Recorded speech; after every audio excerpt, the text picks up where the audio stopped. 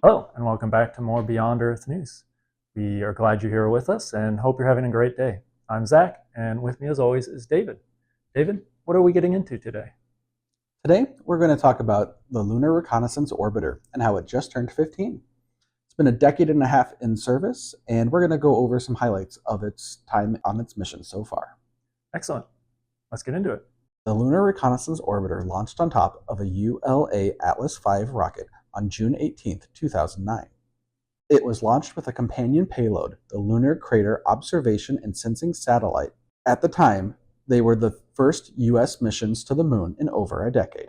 After a quick trip, LRO and Lacrosse reached the moon on June 28th. LRO took up a polar orbit that would help facilitate its primary mission of mapping the lunar surface. It began its primary mission on September 25th, 2009, and its mission was expected to last only a year.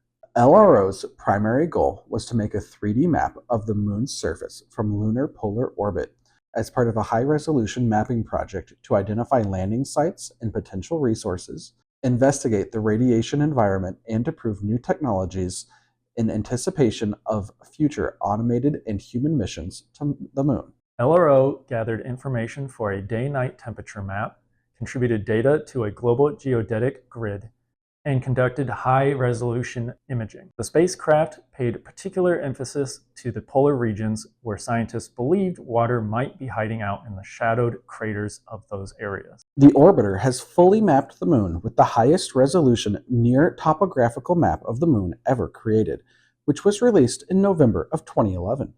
There is a website dedicated to the Lunar Reconnaissance Orbiter camera and the images it has collected over its long life. LRO has imaged all of the Apollo landing sites where the paths of the astronauts walked on the surface can still be seen. It has also imaged many other missions, including more recent ones, such as Intuitive Machines' Odysseus lander and China's Chang'e 6 lander. It has taken photos of crashed missions such as India's Vikram and Russia's Luna 25. Finally, it has captured images of Earth rising above the lunar surface, including images of the moon's shadow upon the face of the Earth.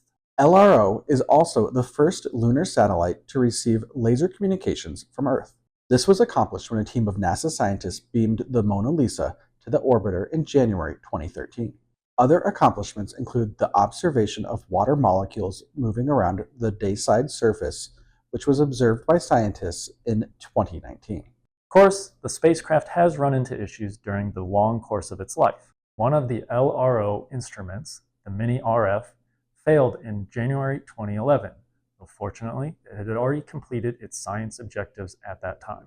In May 2018, the spacecraft's inertial measurement unit was nearing the end of its life, so it was deliberately shut off to conserve it for use in critical events, such as lunar eclipses and entering safe mode. There you have it. 15 years of data collection and images from the LRO.